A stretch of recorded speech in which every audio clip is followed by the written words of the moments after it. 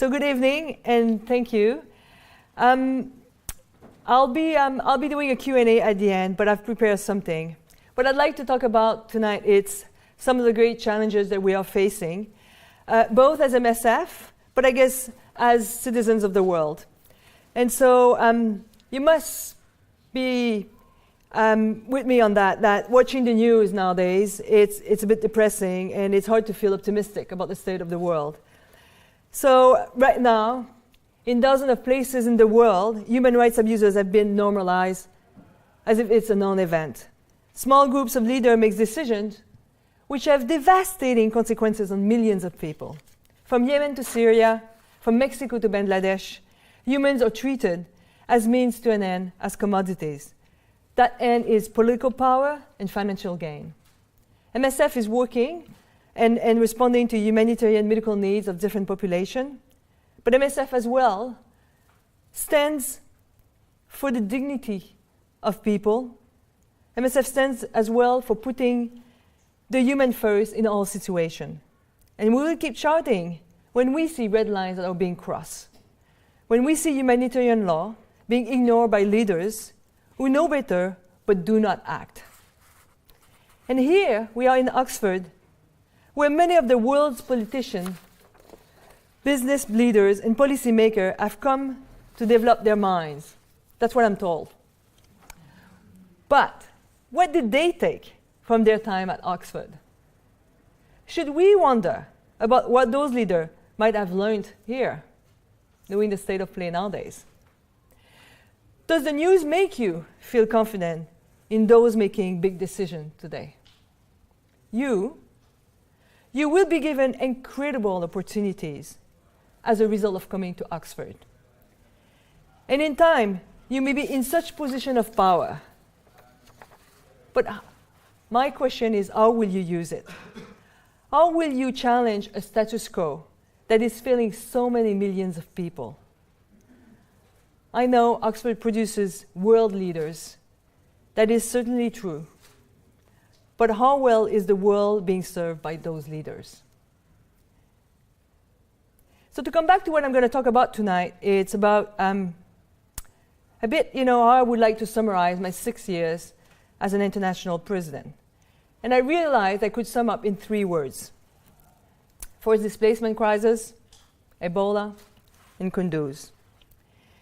These areas represent really the bulk of what we're doing. And they represent complex challenges that the world must address if we are to fix the current mess we are in. But really, I've chosen them because over the years, it's become clear that this subject has a really common link. And all of them are issues that get viewed through the lens of security. There are 3 subjects that demonstrate the approach of policymakers and global leaders. It's an approach which is dominated by talk of dangers, threats, and fear. These 3 topics show the current trends, and the current trends are not good. Open any newspaper and any social media, and you will see the toxic discourse. It's helped create a mindset that is dominated by only one idea: security, security, security. Security at all costs. What MSF witnesses on the ground is the price that is paid for the security mindset. And what we see is the humanitarian cost, which is a human cost. We see the price paid for the politics of fear. It is a vicious cycle that goes like this. An atmosphere of fear leads to this idea of security above all else. Once that begins, people turn inwards and shut themselves off. The end result is people turning away from human solidarity and the duty to help vulnerable. When fear is overriding emotion, even refugees fleeing war zones are perceived as threat. In recent years, fear has led to hardening of rhetoric against those in need and building borders and walls. In 1989, there were 15 border walls. In 2018, there's 77 of them. And many of those have appeared since 9/11, a start of the so-called war on terror. The level of fear, particularly since 9/11, has led to some seeing the enemy everywhere. The fear of this enemy has led to lead what I call wars without limits, in which anyone is viewed as a legitimate target. Even those who flee are viewed as threat. Look back in 1950s, 1960s, some of the people who were fleeing some war from Vietnam, Cambodia, they enjoyed the sympathy of the world. They were almost heroes. Their rights were understood and were secured through positive political action. Now, people who are fleeing are treated as pests, as burden, and often as active threat. In summary, I think, and many of us think, that the world, things in general, are going backwards. Compared to other areas, you might find this strange. Look at medical technology, for example. Read about something like gene editing, CRISPR. The progress is incredible. By the time your children go to school, we'll be combating disease with technology that hasn't even been invented yet. But when it comes to the environment surrounding humanitarian work, things are being backwards. As humans, we are hardening ourselves to suffering. We are abandoning our basic principle that once were a given. We're backsliding on protection of vulnerable, of human. We're risking a collapse, honestly, of what I call our common humanity. All over the world, a narrative of fear is dominating discussion and decision. Listen to the news and you'll get stories about the Karens in Central America, people crossing the channel in small boats, or the thousands of drowning in the Mediterranean, as if it's a non-event. Last year, in 2018, MSF was forced to stop its search and rescue activities in the Mediterranean. We had been working with partners to operate a ship called the Aquarius. The Aquarius took people from small boats, unsafe boats, and picked them up and from the sea, saved them and brought them to another port of safety. You might think that sounds like something that will attract universal support. It didn't. If you're not familiar with the political dynamics surrounding the search and rescue in the Mediterranean, you might be shocked. And I must say that I'm quite upset about the sinister campaign of legal challenges that was deliberately done against MSF with administrative block, where we were ridiculously challenged for being mislabeled with our waste management, that we were brought on court, and we have to defend ourselves. And in fact, it was a deliberate attempt to stigmatize the act of saving lives in the Mediterranean. There was as well other concerted attempt to defame the work of MSF, using bizarre legal challenges to try to stop us. So the most basic commitment to humanitarian law at sea is saving those who might otherwise drown. So I never thought of my life that I would live in a time that saving lives in the Mediterranean Sea would be illegal. And you can take just a few other occasions, example of last month. January 17th, a boat of 54 people capsized between Morocco and Spain. 54 people on board, only one person survived.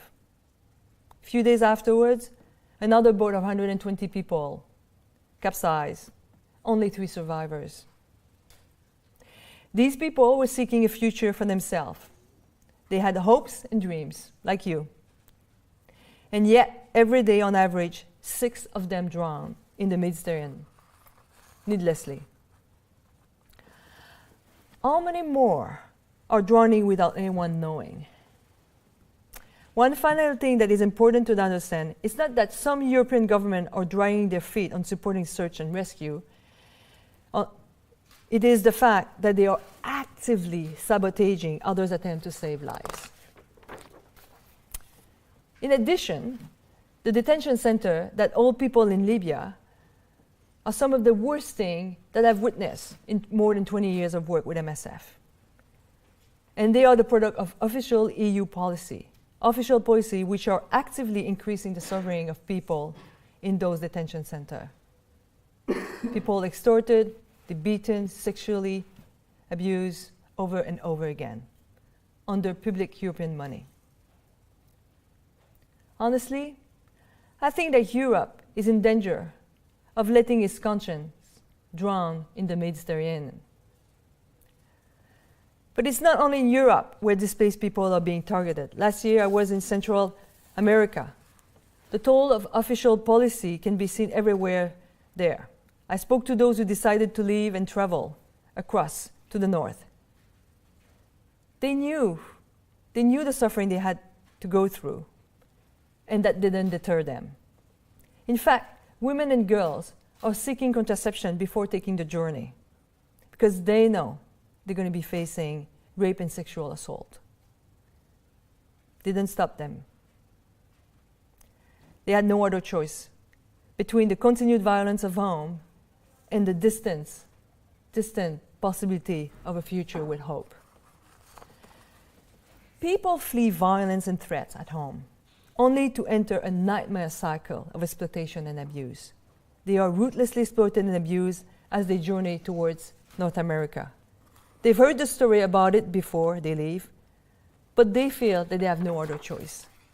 68% of the migrants in Central America are victims of violence. 30% of the women have been sexually abused. We must face reality. Inhuman policies designed to deter just doesn't stop people. Just look at people here trying to cross the channel in plastic boat designed for holidays. They are not put off by the freezing water, the hundreds of cargo boats that could hit them. They're just dreaming about a future. All the deterrent policies that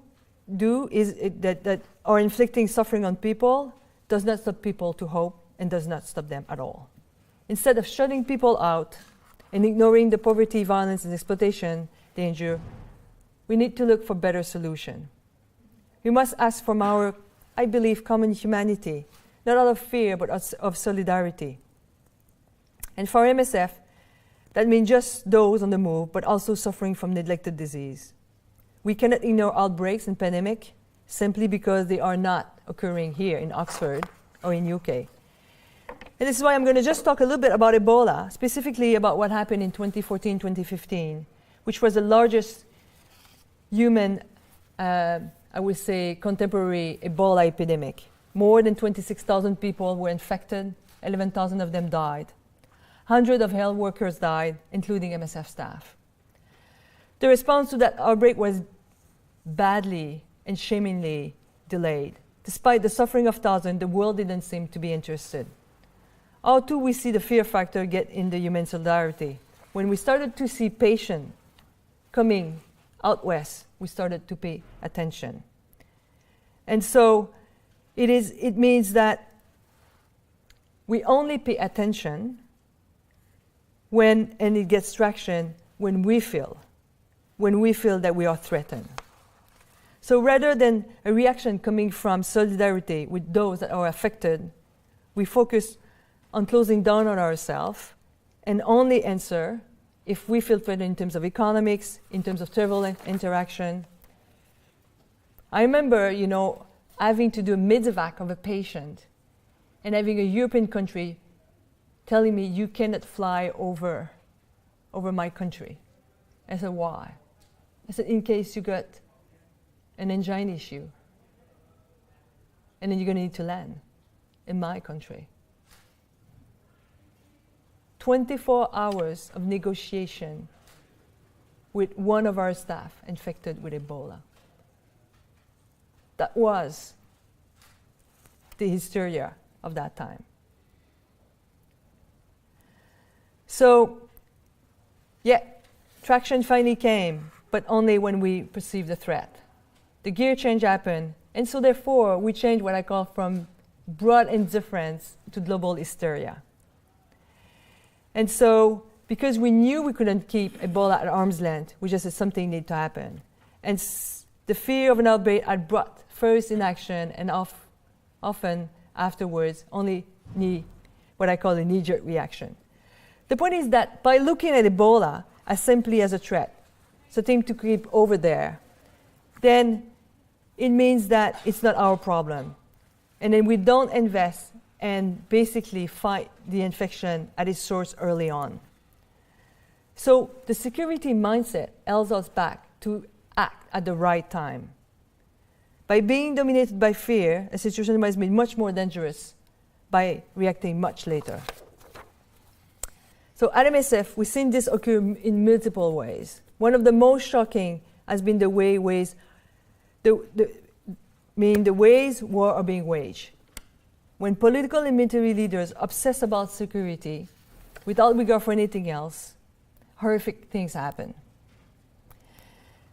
And so what I'd like to talk about, it's about one of the darkest days in MSF history. And it's about October 3rd, 2015. There was a hospital in Kunduz, northeastern part of Afghanistan. It was the Kunduz Trauma Center. And on that night, the hospital was bombed repeatedly. The center housed an intensive care unit, the central pavilion, intensive care unit, 3 operation theaters, the ER, and the physiotherapy. 105 patients were in the hospital that night, 86 medical staff. And so, in that morning, early morning, at 1 o'clock in the morning, terror arrived from above. In about 60 minutes, this sanctuary, the only facility of this kind, was bombed with 5 airstrikes. Patients burned alive in their beds. Our medical staff lost limbs. Survivors were forced to operate on each other. They didn't succeed. Local people lost parents, love, father. MSF lost 14 of our staff, 42 people overall. And of course, the region lost the only medical facility that was doing trauma care. A facility that since 2011 has provided more than 15,000 surgery and 68,000 emergency consultation. It was a place where both sides of the conflict were treated under the same roof. A space where people could heal. I was really surprised. I always thought it was a very, very, I would say, special place, because every single patient was smiling in his bed. I ended up being there because I got stuck there after an avalanche. I decided to work as an ER doctor, so I did the rounds. And everybody, they were happy because they were treated with dignity, and they thought that they will heal. So the attacks took place despite the fact that MSF had given the GPS coordinate of the trauma hospital to the coalition and the Afghan military and the civilian official. Everyone knew about the Kunduz Trauma Center. It was actually the only lit building in the valley. The Kunduz attack is an appalling example of what happens when security dominates everything. But attacks on patients and medical staff is a regular occurrence. International humanitarian law is being challenged in dozens of conflicts nowadays. What we've seen since the start of the so-called war on terror is a fog of war. Through this fog, red lines don't seem to be as red as they used to be. The concept of off-limits seems to have become blurry. With these increasingly blurred lines, the conflict environment has become one where medical care can be criminalized. Treating patients in war zone becomes a crime. Bombing a hospital becomes a legitimate action. We could talk about the complexity of humanitarian law and use a lot of language. But my bottom line is, don't you think it should simply be enough to say, we don't bomb hospital? Being in Kunduz in Afghanistan, or being in John Radcliffe Hospital here in Oxford? I'd like to draw a close to this because I'd like to hear more about some of your questions, but I'll leave you with this. Governments of all types are fostering feelings that criminalize those trying to protect the vulnerable. Narratives of fear are removing the humanity from our action. It paints foreigners and migrants not as people to be helped, but as people to be defended against. A security mindset that portrays humanitarians as some kind of accomplice to the enemy. And that makes humanitarians a legitimate target for verbal and physical attacks. Once that narrative is out there and gaining momentum, it is very hard to defend against. I know that Oxford produces world leaders. Many of you will gain the power to make a difference on these issues, whatever field you're working in. But it's not clear that simply studying Oxford produces the kind of leaders that the world needs right now. Look around at the world and ask yourself if leaders are delivering for their people.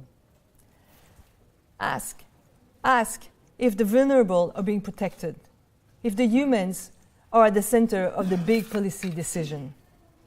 You have the power to change things, but you also have the responsibility to stop this backsliding. You can challenge the false narrative that paint migrants as enemy to be defended against. Everyone tells you that you are the elite, and that's somehow true. But what will you do with that status? We are at risk of losing our common humanity, but that will depend on you to step up and challenge the status quo that right now is failing to millions of people around the world. Solidarity with our fellow humans must be starting point. I don't think it's negotiable. Human dignity must be respected, wherever, regardless. Your potential has been already recognized just by being here, I think. You will be given opportunity that many can only dream of. And with that, I hope you're going to take your responsibility. So you will not be able to claim ignorance that you didn't know. Technology now brings you one click away from any disaster in the world. Many of those who have sat in this very room have contributed to the world we see around us today. Your contribution to this world is in your hands. And let me ask you this brutal question. What are you going to do with that messy world? Thank you very much.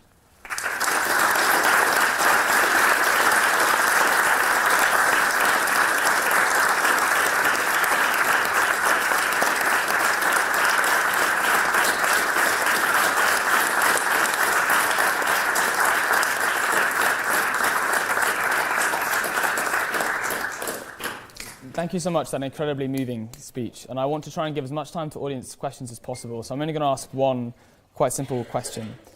Continuing on from what you said about the backsliding, the collapse of common humanity.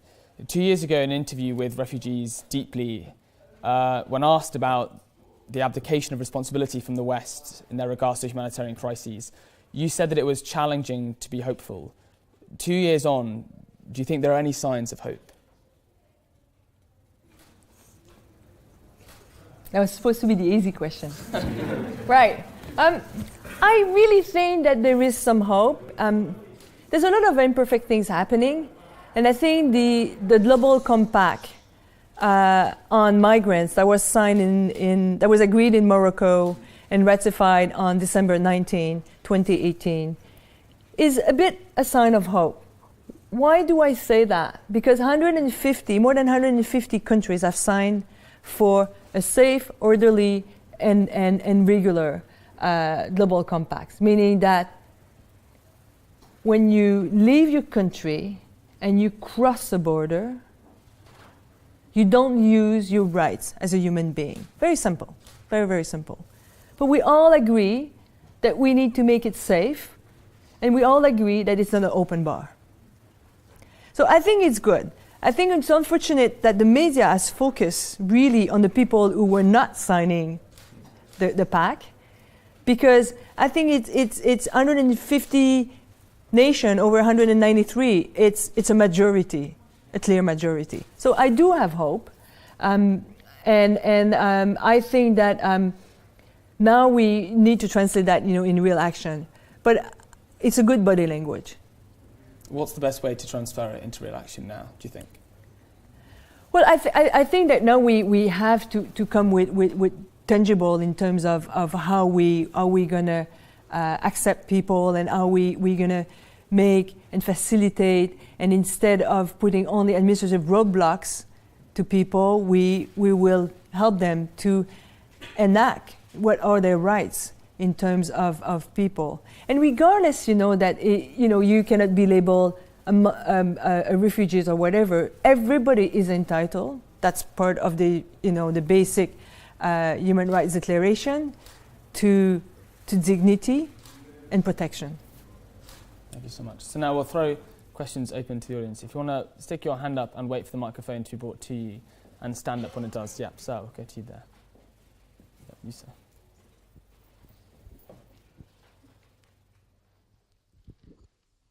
Thank you for the really inspiring talk. Yeah, sure. Thank you so much for the really inspiring talk. I was wondering if you could speak to the ways in which MSF works with doctors on the ground, given that all the well-intentioned doctors from North America and Europe can't meet the health needs of the developing world. How do you train and contribute to the building of effective healthcare institutions in less developed countries? Thank you. All right, so how do we make sure that our people are making a difference when they go in the field as doctor?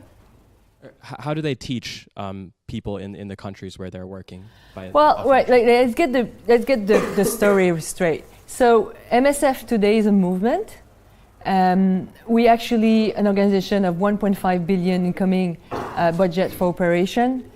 We have a global workforce of 45,000 people working in 71 countries, and actually 90% of our staff is locally hired. So it's a ratio of 1 to 10, and so often, and in many places, especially in some of the places where we are right now, like the Middle East, the bulk of the work is really done by locally hired staff, and we complement to a certain extent. Often we bring the extra, I would say, specific medical set of skills. For example, we have in Jordan, Amman, a reconstructive surgery center, and then basically it's been open for more than 10 years, and we transfer patients from different war zones, from Iraq, Yemen, Syria, and there the staff, the international staff we bring, have specific skills in terms of reconstructive surgery, maxillofacial, some specific orthopedic skills. So that's what we do. Not always, but what I realized, because I started MSF in 1996, I was one of the first pediatricians. First to say no. It was back then you were saying, children are only small adult. No, of course they're not. So things have changed. We've come up to realize that the children have specific, metabolisms and specific medical needs. And today it is clear that we have much more specialists.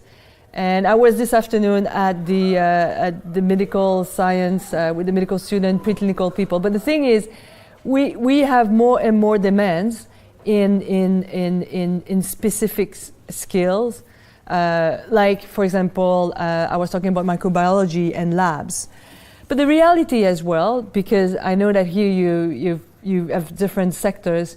In MSF, physician, we represent about 25%. Nurses, possibly maybe 30 plus percent of our workforce. And the rest are all non-medical, more or less.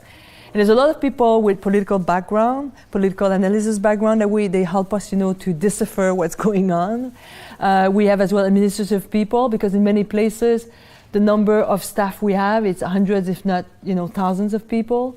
We have as well people who are logistician, because a physician alone we're completely hopeless. So we need people who's gonna, fix the hospital where we're gonna work, make sure we have current, I would say, tap water and electricity and I would say control of infection necessary to do surgery. So it's really a big breadth of different, I would say, profession. So maybe I'm going to hire you one day. Maybe. Let's take another question. Let's go to the hand there if we can.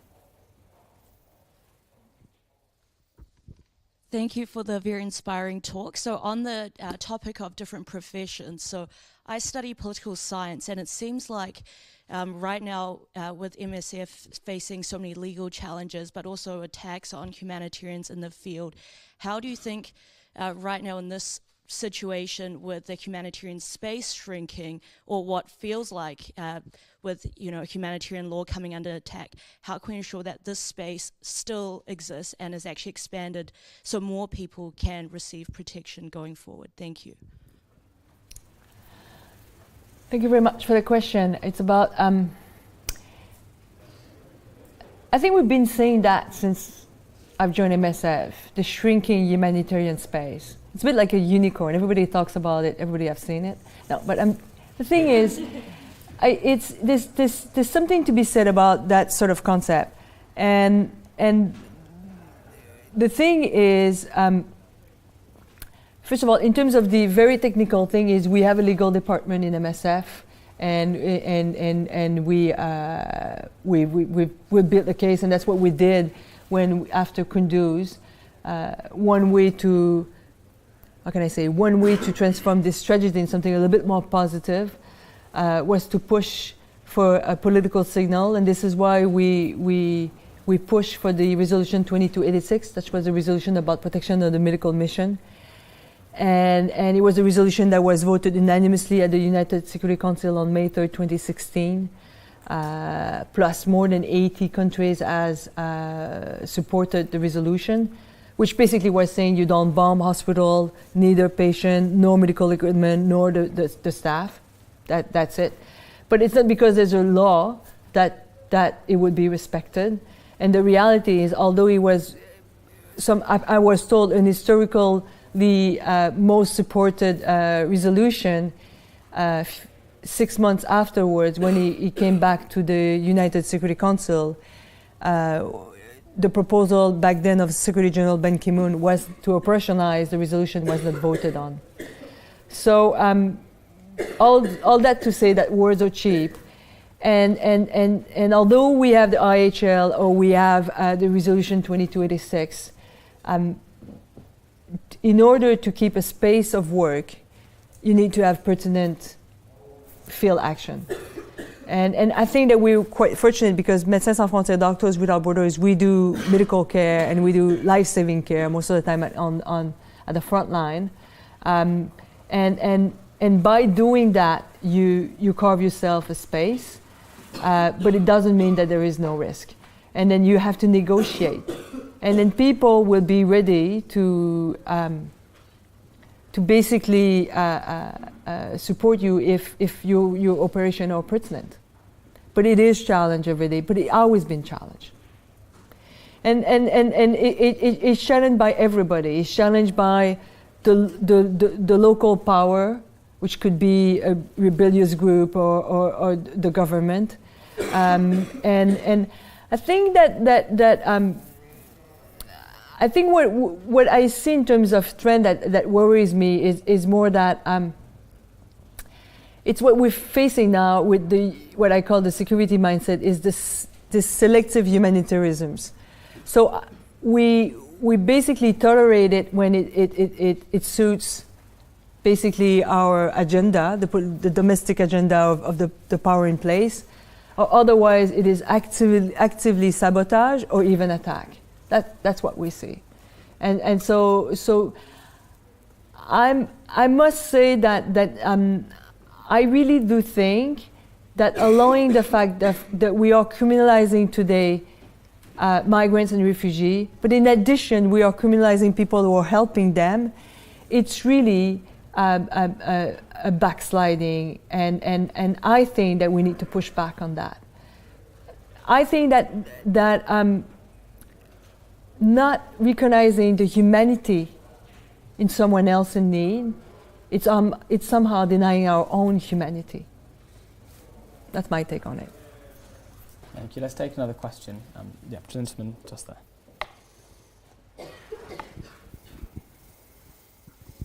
Hi, and thank you very much again. My question has to do more about how are we seeking a solution, either as persons, either as countries. So first of all, about creating this link with empathy again with other people. Like when I open the news and I check that like 150 people died in this catastrophe or some people died in other, it's really easy to lose empathy with other people actually suffering. How can I combat that as a person? So on the first level of an empathy. On the second level, how can I, as a just to clarify, just sometimes if you're bombarded by complete news, sometimes it's easy to lose empathy. Sometimes if you have too many of such news. Also, how can I approach as a person a solution? Like what can I do as someone that's not willing to, for instance, volunteer to the MSF, someone that's not willing to take that far, and even if as an individual I can do something, as a country, like if countries came together, like if one country thinks that they can help something, still isn't the world, in a sense, are these problems kind of unsolvable unless everyone joins their hands and say we're going to save the world? How can we change the world essentially? Thank you very much. I think the question about empathy, I think it's and you're much better than me because you speak good English. It's about how you word things, and I think that words matter. I think it's an issue of always talking about people in terms of numbers. That many people drown in the Mediterranean. It's a mother, it's a father, it's a child. They have a story. Portraying as well the people who fled across Central America before Christmas as caravans or as invaders. I think that is an issue, and that's a drift, of that. I think that if you are using vocabulary that is dehumanizing people, you are basically feeding the vicious circle of disempathy or not being empathic, and so I find it really, really important that we push back on that. That's one thing. People have a story. People have reason, and I know, and I always say that in Q&A that I'm absolutely not. I would say neutral on migration because I'm the product of migration. So that's life. I've been very, very lucky of being born in Canada and having access to the best university of the world, but I'm telling you that because, and I'm sure many of you here in this room know what I'm going to talk about, is it's really unbeatable I would say the motivation of a parent to give a future for their children, and that's universal. That's across the world. My parents had it, but parents I've seen in Yemen, it's the same thing. People in Central America, it's the same. So that's one thing. Words matter. I think this is where you start to break the indifference, and then that you will bring some humanity, and you will foster for more empathy. And then with respect to I would say finding a solution, of course MSF, we a medical humanitarian organization, so people blame us for not finding a solution because we respond to the needs, to what we see. This is what is humanitarian aid work about. But it is, and then we speak out about situation. I don't have solution for you, but the thing is, I think that we have done, and this is why I talk about the security mindset, is the 20th century was a bit the world of the humanitarian. It was after the World War II, a global trauma across the globe. We've created from the League of Nations, the United Nations. After that, there were the Refugee Convention in 1951. After there was the Declaration of Human Rights. Came much later the International Criminal Court. And the 21st century seems to be the era of fear. It started with 9/11, and then since then, people have been living in fear. But the thing is, I think that if you let happen that not flooding the I would say what I call our collective commitment on the Declaration of Human Rights. Everybody is born with dignity and equal rights, or the Refugee Convention that people have the rights to flee when their life is in danger. I think that we doom for major failure.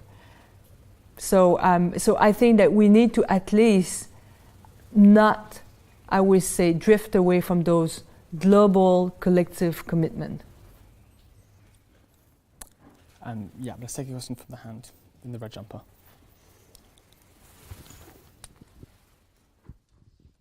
Thank you very much, Dr. Liu, for inspiring us and challenging our thinking. I'm wondering, amidst this messy world, as you just mentioned, what does MSF need most now in terms of support, be it people, resources, or governmental support? What do we do?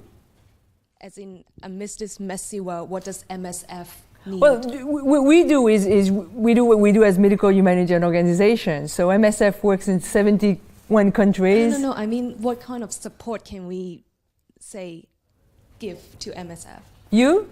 Or be it people, resources, or governmental support? Well, I don't. No. First of all, I don't think it's supporting MSF.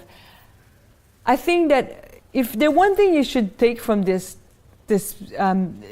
intervention I've just done, it's about you being a responsible, I would say, world citizen, and breaking the indifference of human suffering across the world. It's not about MSF, honestly. Of course, we will appreciate if you support us, if you come and volunteer for us in a few years. But the reality, it's about if we want to fix a bit the mess we are in right now, we need to break our indifference on people's suffering. And I know you're going through a really tough time here, and I don't know how things will unfold at the end of the month of March. So and I know that you are inward focused about what is going on. So for me, it's the basic thing. About MSF, there's different ways to support us, but it's honestly me. My take is not that you support MSF. Would be happy to know that you donate, you come to event, that you volunteer in a few years, but it's really about not allowing this world of indifference to just keep going on. That's really my basic plea. Brilliant. Let's take another question. Yeah, let's go to the hand.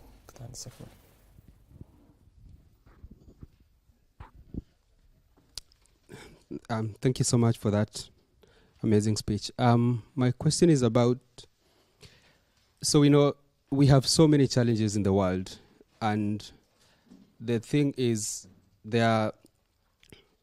MSF has limited resources. So how do you choose which kinds of challenges to respond to, and whether there is any specific criteria you use? Because life is priceless, and whatever life, whether it is just a single life or there are several people dying, it's still priceless. So how do you determine which one of these challenges to respond to, and in which country, and which one to just let go? So the way we respond is it's really to in our charter is MSF response and bring medical humanitarian I would say support to people in times of crisis. So basically, and the crisis is defined by natural disaster, conflicts, man-made disaster, and stigmatization, marginalization. And so we fight all the time, actually. The bottom line is we fight. We fight all the time because all of us, I was in charge of operation in the past, and I was in charge of operation in the Middle East and Central Africa. And the thing is, we try to go, because we exist since 1971, and I think that we have a pretty good, what I call technical support in terms of security, of analysis of security, and as well of financial independence. And therefore, we can go in many places where people cannot go. So we try to go in the tough place. And so this is why we're in Yemen. And in Yemen, today we have 2,200 people working in Yemen in 12 different governorates. And there's, if I'm not mistaken, it's not to be bragging about, but I think we're the most deployed organization right now. And why did I push for that? Not only me, but a bunch of us, because we know that other organizations will not go and work under the bomb. It just they will not have as much of the technical support to face that kind of work environment. And as well, it's you need to be able to bring something that has I would say a technical and added value. And so we do a lot of war surgery. We have care for more than 90,000 war wounded people in Yemen. So this is how we pick. Is like, what are the needs? Are we bringing value? And if we think there's someone else who can do it, then we should pull out. That being said, because we all everybody always giving me, an example where we've been, arrogant MSF in the field, and we haven't been, playing, well with in the sandbox. Sure, it happens. But usually this is what we're trying to do. And the family of MSF, it's a big family with 5 operational centers. There's the French, the Dutch, the Spanish, the Swiss, the Belgium, and we fight all the time. So yeah, it happens, like any good family. Let's jump to another question. Yeah, the gentleman, you sir. Yeah. Dr. Liu, merci pour votre visite. Je viens de Québec aussi, donc je vais vous saluer. Ah, vous venez du Québec? De où? De Québec. De Québec, oh. My question was on a personal level. What are some leadership practices that you've adopted that you think make you very effective at what you do in a world where there's lots of pressure on managers to do good work and there's scrutiny, but there's also a lot of mismanagement. So, I'm curious to hear. So, come again. What exactly? What are some leadership practices? Donc, votre manière de faire du leadership, qu'est-ce qui la rend forte, puis qu'est-ce qui vous permet d'avoir un impact dans ce que vous faites? En québécois, là. I got that in Quebec, in Québécois accent. It's just like, if I don't respond well, I'm in trouble. Like, I got cognitive issue. All right. Leadership.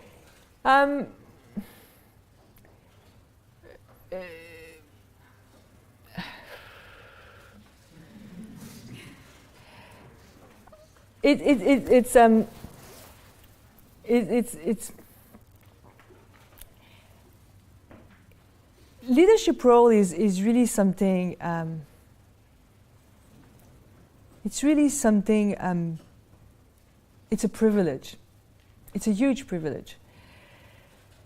And then I think that people give you leadership. You should not take leadership. People give it to you because they trust you, because they think you're going to make a difference. And you should always treat it with huge, I would say, humility. I've never been so challenged in my life than being in that job. Never. I find it horrible to have the responsibility. It's not only me, we're a bunch of us, but nevertheless, are we pulling out of Syria? Are we staying in Syria? What would be the red lines to leave? So, same thing as well for Ebola. Why am I'm always talking about Ebola? Because I remember we got 28 of our staff infected, 14 of them died. And my staff was saying, I think we need to leave. And I said, no. We're going to stay. And not only that we've done as leaders across the MSF movement, but we pull out some of our best elements in West Africa Ebola Center in August and September 2014. And we decided that we're going to train other organizations to care for patients with Ebola. So not only did not listen to them to a certain extent, but we deprived them of the best element in the field.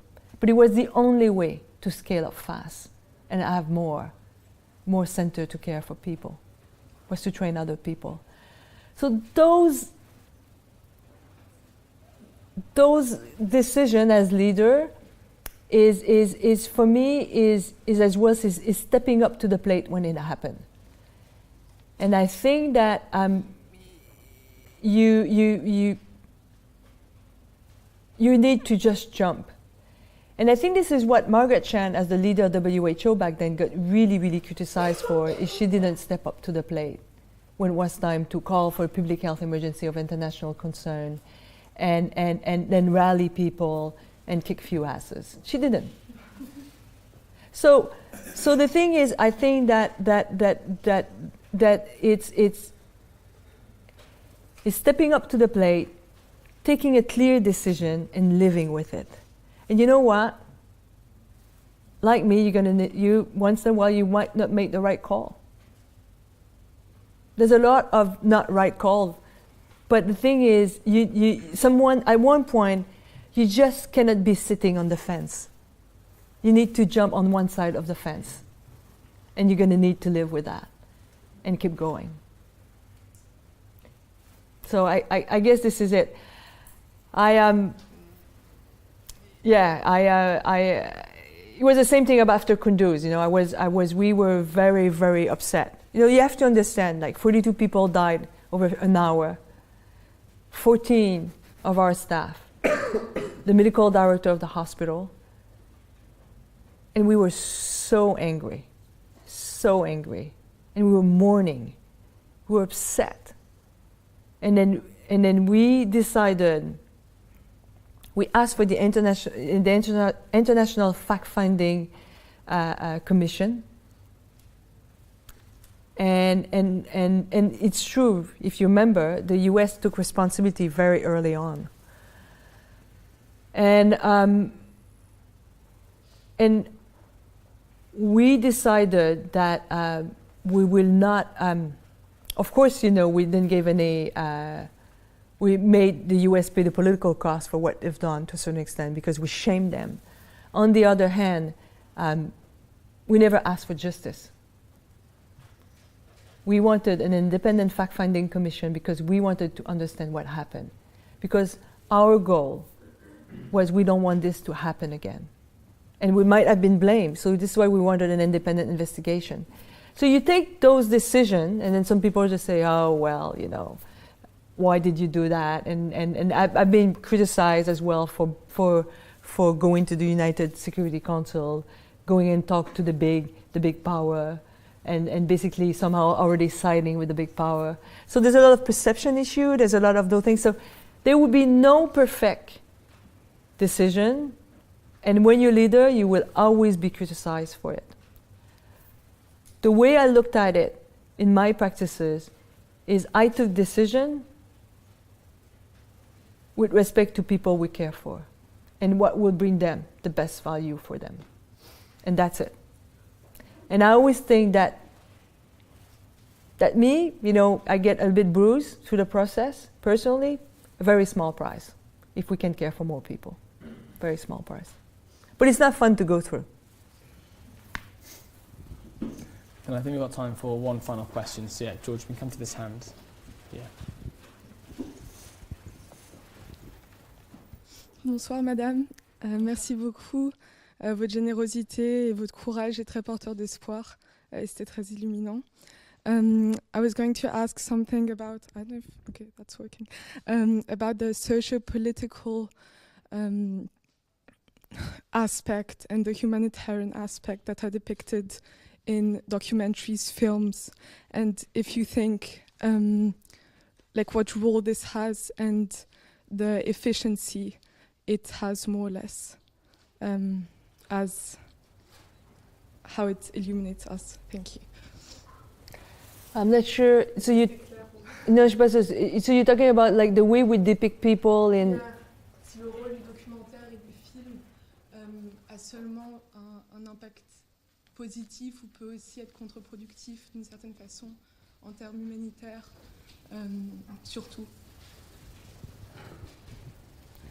So the question is about documentary, if it has a positive or negative impact on how we perceive More or less, yeah, how, like also the situation.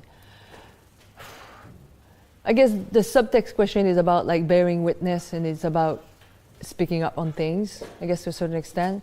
Je pensais surtout à Hotel Rwanda, the film on the genocide in Rwanda, and like how this opened actually the discourse about this genocide, which was not really talked about politically, but then in the case of film and the documentary, you could kind of make this explicit and also touch people's emotions and empathy, for example.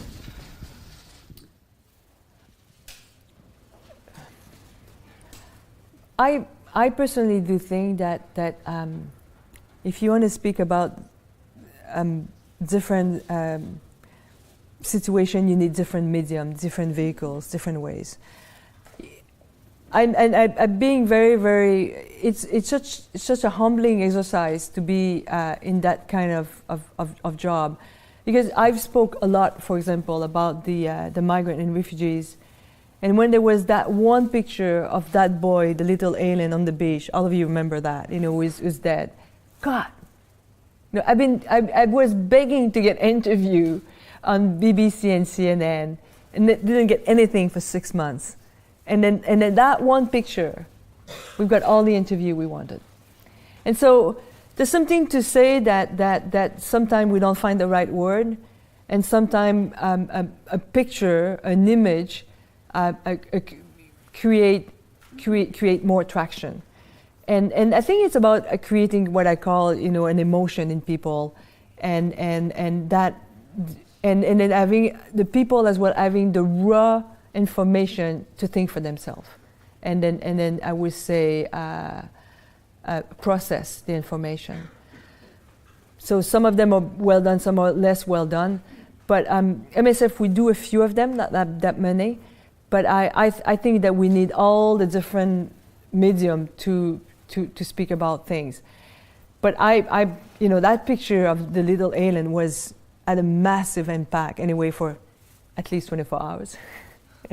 But yeah, but as well, there's some negative impact, because if you look at the Ebola epidemic in 2014, the portraying of Ebola patient and people in the PPE, the personal protective equipment, created a hysteria around the world, created this thing of I had to be quarantined, on several occasions because I went 3 times, in stuck in my place for 3 weeks, cannot move around. So it has pros and cons, but I still think it's essential. I still think that journalism is a way of accountability, and it's a necessity.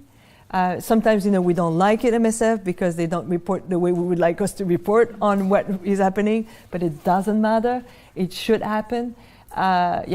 So I do believe in it, but I at times I do find it, painful. I went through the hard talk of here, BBC. Oh my God.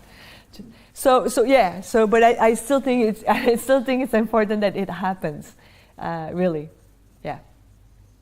Well, thank you very much for wanting to end on. So unfortunately, that's all we've got time for. But ladies and gentlemen, please do join with me in thanking Dr. Joanne Liu.